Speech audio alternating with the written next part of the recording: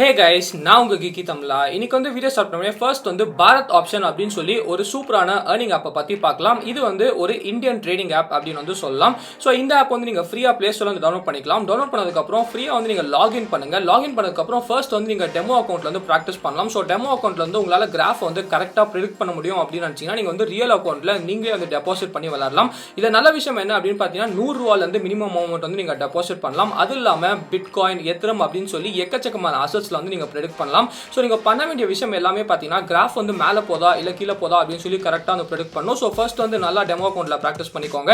So demo அக்கவுண்ட்ல practice பண்ணதுக்கு அப்புறம் ரியல் அக்கவுண்ட்ல வந்து நீங்க கரெக்ட்டா பிரெடிக்ட் பண்ணீங்கன்னா காசு வந்து ஜெயிக்கலாம்.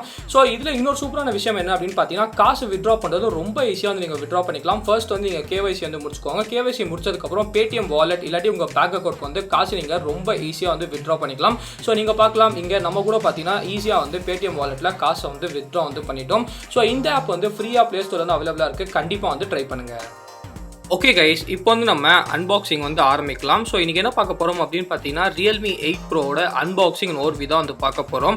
ஸோ இதுதான் நமக்கு வந்து Realme 8 Proவோட பாக்ஸ். நேற்று வந்து நம்ம Realme 8ஓட அன்பாக்சிங் வந்து பார்த்தோம். அதே மாதிரி தான் பாக்ஸ் வந்து இருக்குது. ஜஸ்ட் வந்து எக்ஸ்ட்ராவாக ப்ரோ அப்படின்னு சொல்லி கொடுத்துருக்காங்க. பின்னாடி வந்து நமக்கு ஸ்பெசிஃபிகேஷன்ஸ் கொடுத்துருக்காங்க. 50 வாட் சூப்பர் டாட் சார்ஜிங் வந்து இருக்குது. AMOLED ஸ்க்ரீன் இருக்குது. ஸ்னாப்ட்ராகன் 720G ப்ராசஸர் வந்து கொடுத்துருக்காங்க.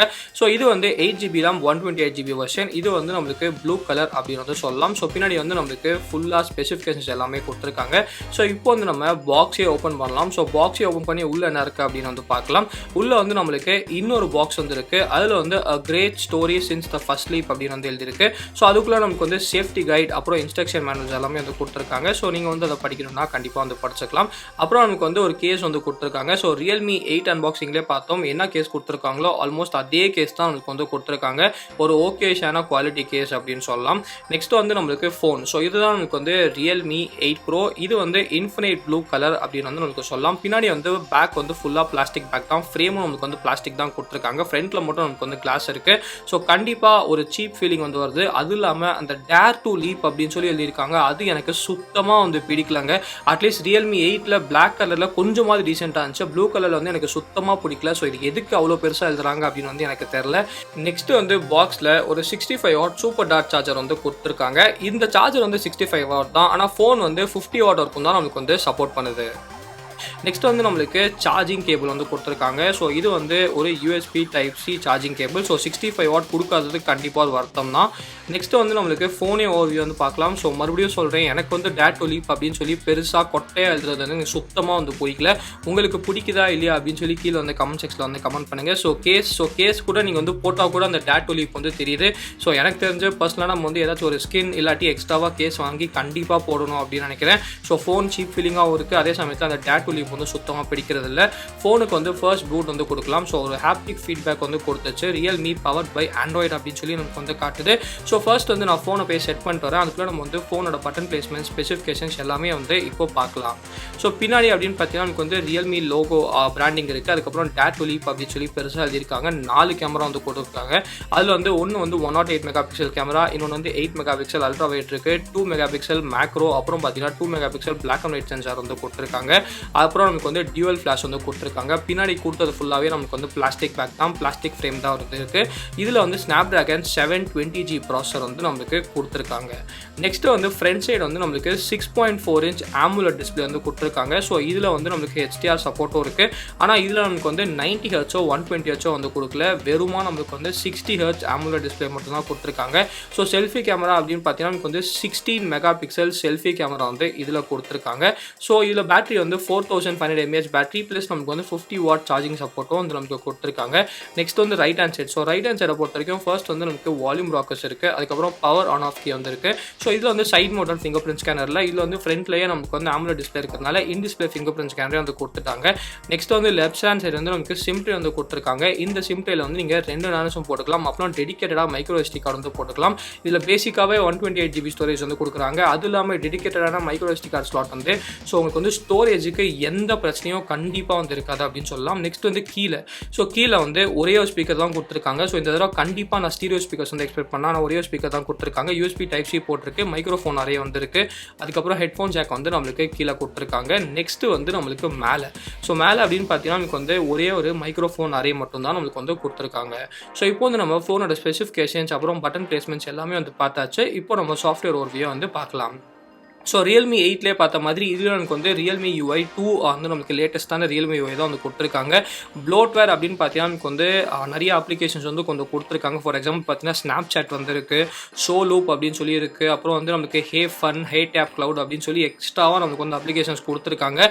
ஆனால் நல்ல விஷயம் என்ன அப்படின்னா அந்த அப்ளிகேஷன்ஸ் எல்லாமே வந்து உங்களால் அன்இன்ஸ்டால் வந்து பண்ணிக்க முடியும். ஸோ அப்ளிகேஷன்ஸ் கண்டிப்பாக எக்ஸ்ட்ராவாக இருக்குது. ஆனால் அந்த எல்லா எக்ஸ்ட்ரா அப்ளிகேஷன்ஸும் உங்களால் வந்து கண்டிப்பாக அன்இன்ஸ்டால் வந்து பண்ணிக்க முடியும்.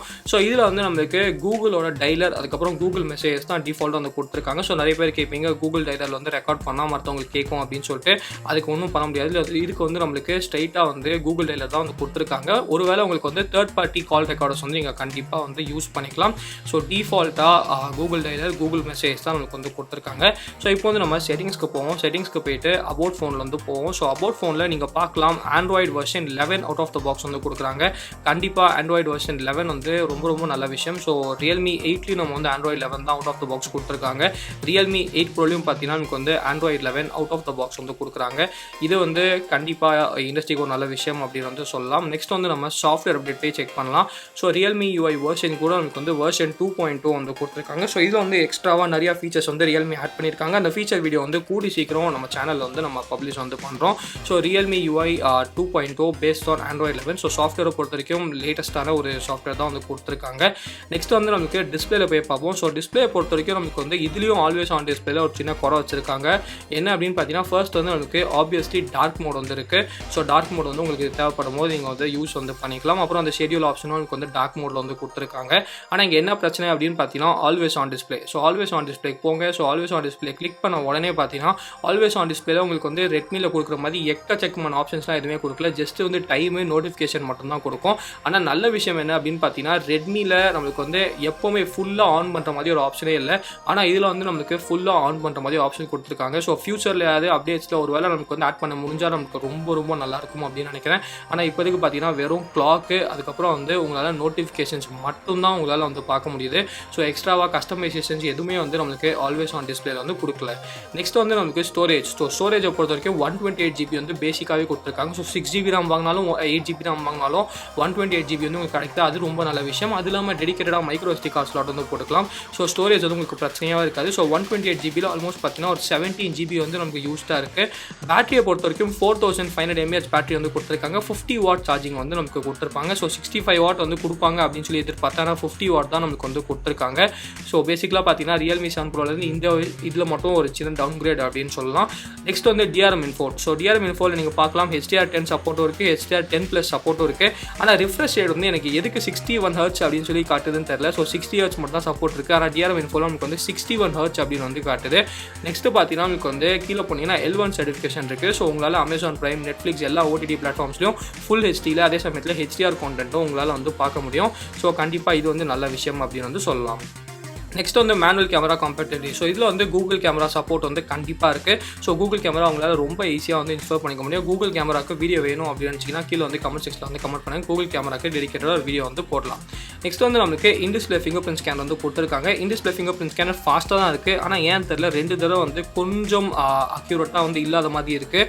ஸோ ஃபுல் ரிவியூவில் வந்து டெஸ்ட் பண்ணிவிட்டு இன்டிஸ்பிளே ஃபிங்கர் பிரிண்ட் ஸ்கேனர் எப்படி இருக்குது அப்படின்னு வந்து நான் சொல்கிறேன். ஆனால் ஃபஸ்ட் இம்ப்ரெஷன்ஸ் ஃபாஸ்ட்டாக தான் இருக்குது. ஆனால் இன்னும் கொஞ்சம் அக்யூரேட்டாக இருக்கலாமோ அப்படின்னு வந்து எனக்கு தோணுது. ஸோ இதில் வந்து இன்டிஸ்பிளே ஃபிங்கர் பிரிண்ட் ஸ்கேனர் இருக்குது. அது இல்லாமல் நமக்கு வந்து ஃபேஸ் அன்லாக்கும் வந்து கொடுத்துருக்காங்க. நெக்ஸ்ட் வந்து கேமரா. ஸோ கேமரா பொறுத்த வரைக்கும் நான் சொன்னபடி பின்னாடி வந்து 108 மெகாபிக்சல் இருக்குது, 8 megapixel ultra wide, 2 megapixel macro, 2 megapixel black and white sensor, ஃப்ரண்ட்டில் வந்து 16 மெகாபிக்சல் சென்சார் வந்து கொடுத்துருக்காங்க. ஸோ Realme 8ல் கேமராவில் என்னெல்லாம் இருக்கோ அது எல்லாமே இதில் வந்து நமக்கு கொடுத்துருக்காங்க. ஒரே ஒரு மோட் எக்ஸ்ட்ராவாக ஆட் பண்ணியிருக்காங்க. அதில் வந்து 64 மெகாபிக்சல் மோட், இங்கே வந்து 64 பதிலாக உங்களுக்கு வந்து 108 மெகாபிக்சல் மோட் வந்து நமக்கு கொடுத்துருக்காங்க. ஸோ நெக்ஸ்ட்டு பார்த்தீங்கன்னா நமக்கு வந்து வீடியோவில் இதில் கூட உங்களால் வந்து 1080p 60 fps வந்து ரெக்கார்ட் பண்ணிக்க முடியும். ஆனால் 4Kல பார்த்தீங்கன்னா உங்களால் வந்து 30 30 FPS வரைக்கும் தான் உங்களால் வந்து ரெக்கார்ட் வந்து பண்ணிக்க முடியும். ஸோ 1080p 60 FPS இருக்குது, 4K 30 FPS வந்து நமக்கு கொடுத்துருக்காங்க. அது இல்லாமல் நைட் மோட் இருக்குது, போர்ட்ரேட் மோட் வந்து நமக்கு கொடுத்துருக்காங்க, ப்ரோ மோடும் நமக்கு வந்து கொடுத்துருக்காங்க. ஸோ இப்போ வந்து நம்ம செட்டிங்ஸ்க்கு போகலாம்.